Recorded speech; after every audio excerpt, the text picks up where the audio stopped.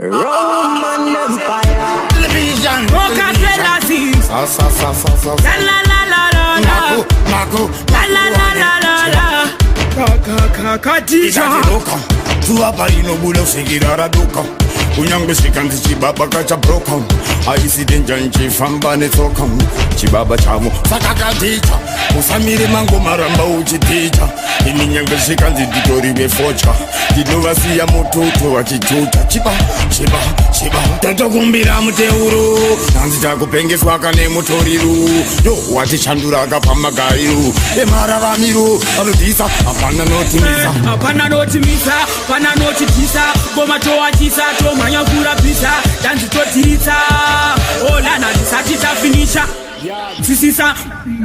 Taka chikwina Wanozizila mango matiri maswinya Hakuda ushikine skirire pinya Kushika kwa yenza chichikanda shitina Ramba chikanda ngoma pono chishalalala Marveta nepa yepa tarara Bati una chikanda shaka patara Itarenda ida rifera kasakara Mauye kuno Tine high definition Vaise Lamo ona meditation Achiviswa Atina competition Saura wa utetine esha Moroi mapanzi oti aoi vatibatira chibhoi nengoma ndoti gogoi chikwini ndoti nedzoi varupa maoi tasvika panzvimbo vatotanga toi vhiki chipatapata tabatabasa havasi vakasa nyangwe vangada kusasa makuru wane tisu tine maanza lokachipatoputa siya vari patasa ngoma pauno chishalalala Marveta nepa yepa tarara Bati una chichiganda shaka patara Itarenda ida rifera kasakara Mauye kuno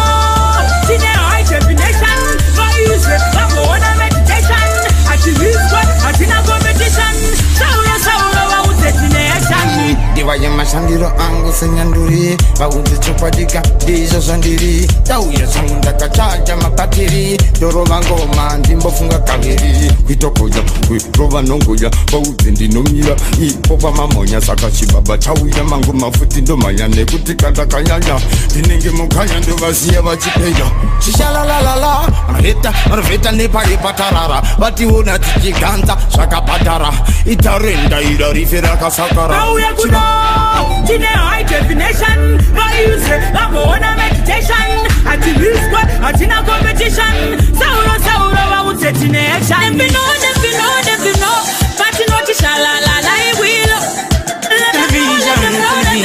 Makuru wani Abanyore na pilo Kadija Apato shaike vakandi papa Kakuti chipa Chinde uchapa Anenge Pangika vachinyepa Saka zinu vashupa Aide Maku